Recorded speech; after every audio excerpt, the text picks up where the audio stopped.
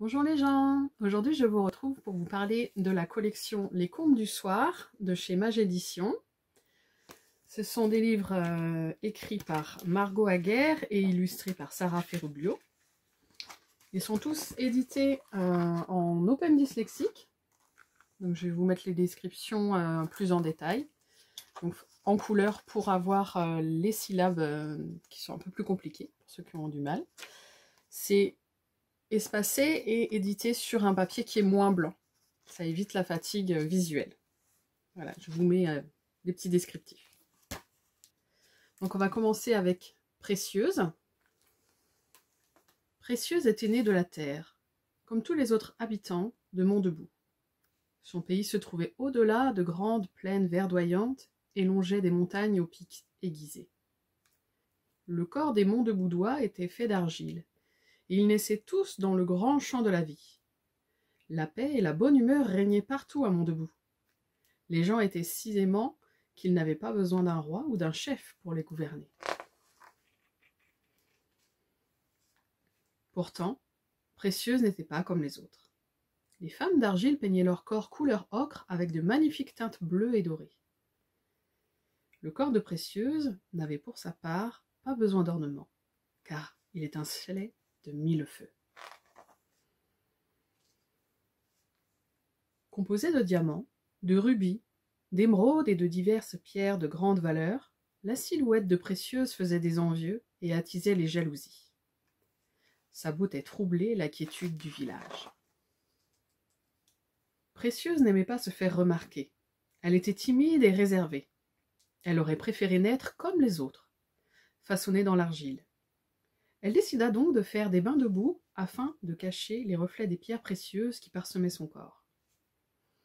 Après quelques semaines, elle ressemblait trait pour trait aux femmes mondeboudoises et put enfin se faire de véritables amies. Mais la vie paisible de Mont-Debout ne dura pas. Du jour au lendemain, des disparitions inquiétantes semèrent le doute dans le cœur des Mondeboudois. Des tas d'argile furent retrouvés çà et là au lever du jour. Les habitants de Mont-Debout craignaient un danger qu'ils ne comprenaient pas. Jamais ils n'avaient été attaqués auparavant. Le premier Noël. Tout près du pôle Nord, dans le village très tranquille de Rovaniemi, des villageois et des lutins farceurs vivaient en harmonie. Parfois, les adorables créatures se hasardaient à faire quelques blagues à leurs voisins, et ils étaient aussitôt réprimandés. Un matin d'hiver, les lutins découvrirent un ravissant bébé dans la forêt enneigée et le recueillirent. Ils l'appelèrent Noël. Le garçon fut élevé et choyé par les lutins, qui le considéraient comme l'un des leurs. Un jour, Noël, aussi facétieux que les lutins, eut la bonne idée d'entamer une bataille de boules de neige avec les autres enfants. Les lutins aussi étaient de la partie. Ils s'en donnaient à cœur joie. Tout le monde riait beaucoup. Mais les adultes, dérangés par le bruit, sortirent bientôt de leur boutique et de leur maison. « Vous faites trop de bruit. Vous avez passé l'âge de vous amuser. Au travail !» Ainsi, le fils de la boulangère rejoignit sa mère derrière les fourneaux. La fille du maréchal Ferrand aida son père à la forge. Le fils de la couturière se mit à coudre les ourlets. Noël se retrouva seul avec les lutins. Plus personne ne rigolait. Et Noël n'avait plus le cœur à lancer des boules de neige. Plus tard, alors qu'une tempête s'était abattue sur Rovaniemi, quelqu'un toqua à la porte. Surpris, les lutins se firent une joie d'ouvrir à la nouvelle venue. C'était une amie de Noël, Louane, dont la maman et le papa étaient fromagers. Elle entra sans un mot et se réchauffa près du feu. Puis, elle se mit à pleurer à chaudes larmes. Elle avait les yeux rouges et son nez coulait tant qu'un petit lutin lui donna son mouchoir. Elle se moucha bruyamment. « Que se passe-t-il » demanda Noël inquiet. « J'ai fait tomber un fromage par terre et mes parents m'ont grondé, » se lamenta la pauvre Louane. « Je suis sûre que tu ne l'as pas fait exprès, » la réconforta un lutin. « Les adultes sont méchants, je ne veux jamais grandir, » s'exclama Louane. Pourtant eux aussi ont été des enfants, songea Noël. Ils ne s'en souviennent plus. Capricieuse. Capricieuse était une enfant polissonne qui ne disait jamais « s'il vous plaît » et « merci ». Ses parents la gâtaient énormément pour ne pas l'entendre pleurnicher toute la journée. Elle appréciait tout ce qui brillait, et plus particulièrement les bijoux. Elle admirait pendant des heures les bagues scintillantes ou les colliers colorés. Cette année-là, la petite fille passait les vacances d'été avec sa marraine Félicie, dans sa grande maison à la campagne. Capricieuse détestait sa marraine. Celle-ci ne cédait jamais à ses caprices. « Bonjour Capricieuse, comment vas-tu » lui demanda Félicie en l'accueillant chez elle. « Je veux un diadème » répondit Capricieuse en boudin. Félicie haussa les épaules. Elle était gentille, mais pas très patiente quand Capricieuse faisait sa mauvaise tête. « Va t'amuser avec les autres enfants » ordonna-t-elle. Capricieuse s'élança donc à regret vers les bambins qui jouaient dans le grand parc, entourant l'imposante demeure de Félicie. « Veux-tu jouer à chat-perché avec nous » demanda un petit garçon. « Non, nous allons jouer à la marelle » décida Capricieuse. « Nous jouons à chat-perché » rétorqua le petit garçon en s'énervant. « Nous pourrions faire une partie de cache-cache » s'exclama une petite fille au regard brillant de malice. Capricieuse la regardait avec méfiance. Elle portait un anneau doré et brillant au doigt. Aussitôt, elle voulut le même. « D'accord, mais seulement si tu me donnes ta bague, » accepta Capricieuse. « Elle sera à toi à la fin du jeu, et seulement si tu gagnes, » promit la petite fille. Capricieuse accepta le marché, sûre de gagner, et se dépêcha de trouver une cachette.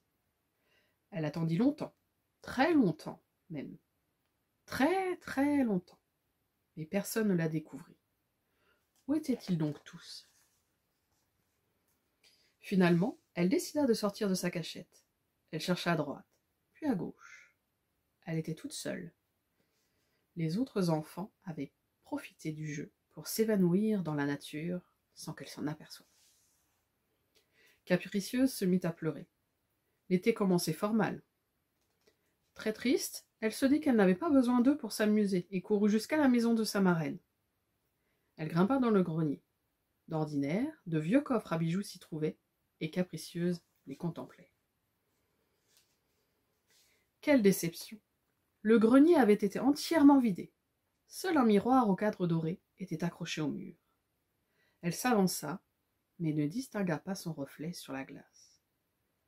Capricieuse approcha ses doigts et toucha la surface, quand sa main disparut. Le royaume du gris du ciel. Tout était gris dans le royaume du gris du ciel. De gros nuages ternes étaient accrochés dans le ciel. Les maisons, les vêtements, la nature et même les habitants étaient gris. Les grisois n'avaient ni bon ni mauvais caractère. Ils n'étaient pas curieux. Ils faisaient ce que leur roi leur demandait, ni plus ni moins. Ils ne cherchaient pas à se faire de nouveaux amis. Ils se mariaient par coutume, et non par amour.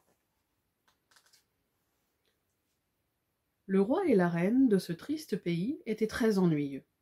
Cependant, ils avaient eu un petit garçon qui, dès sa naissance, s'était distingué des autres grisois. Ses yeux étaient couleur noisette avec de beaux reflets ambre, et ses pommettes étaient toutes roses. Le prince s'ennuyait beaucoup au palais. Tous les jours, ils avaient de nouvelles idées pour jouer des tours à ses parents. Mais seul le prince riait. Le roi et la reine le réprimandaient sans cesse. Un jour, le prince décida de faire une farce à ses parents. Il avait inversé tout le mobilier du château. Les lits se retrouvèrent près des fenêtres alors qu'ils étaient disposés d'ordinaire à côté des murs. Il avait permuté les chaussures gauche et droite, les miroirs avaient été retournés et la lumière ne s'y reflétait plus. Les fourchettes avaient été rangées à la place des couteaux, les couteaux à la place des cuillères et les cuillères à la place des fourchettes. Le roi et la reine craignirent aussitôt l'attaque d'un fantôme maléfique. Les soldats du palais fouillèrent l'endroit de fond en comble sans rien trouver. Le prince rit beaucoup de ce joli tour qu'il avait fait. Après s'être bien amusé, devant l'inquiétude de ses parents, il décida finalement de se dénoncer. Ces derniers furent très fâchés. Ils obligèrent le prince à quitter le palais pour la journée. De plus, ils ordonnèrent à tous les grisois de ne plus adresser la parole au petit garçon pendant 1 mois. Ainsi, le prince se mit à errer dans la forêt. Il flânait et s'amusait à combattre des ennemis invisibles à l'aide d'une épée émoussée. « Bonjour, jeune homme !» s'exclama soudain une voix derrière lui. Surpris, le prince se retourna pour voir qui lui parlait enfin. L'homme portait une large robe, un chapeau pointu, des chaussures avec le bout en forme de crosse. Il s'appuyait sur une canne noueuse, voûtée sous le poids d'un baluchon. Le voyageur regardait le prince par-dessus ses petites lunettes en demi-lune. Voilà, pour connaître la fin de ces histoires, je vous invite à vous tourner vers Mage Éditions et à les faire lire ou à lire à vos enfants. Je vous mets aussi ma chronique sur cette collection et je vous dis à bientôt.